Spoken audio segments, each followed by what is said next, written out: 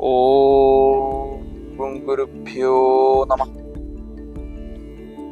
വീരഭദ്രങ്കാവ് ക്ഷേത്രത്തിൽ ഇഷ്ടകാര്യ സിദ്ധി പൂജയാണ് വിശേഷാൽ നടക്കുന്നത്. മാനവർക്ക് എന്താണോ ആഗ്രഹങ്ങളായി വരുന്നത്, ആ ആഗ്രഹങ്ങൾ അതുപോലെ തന്നെ നടത്തിക്കൊടുക്കുന്ന പൂജാതി കാര്യങ്ങളാണ് നമ്മുടെ ക്ഷേത്രത്തിൽ ആചരിക്കുന്നത്.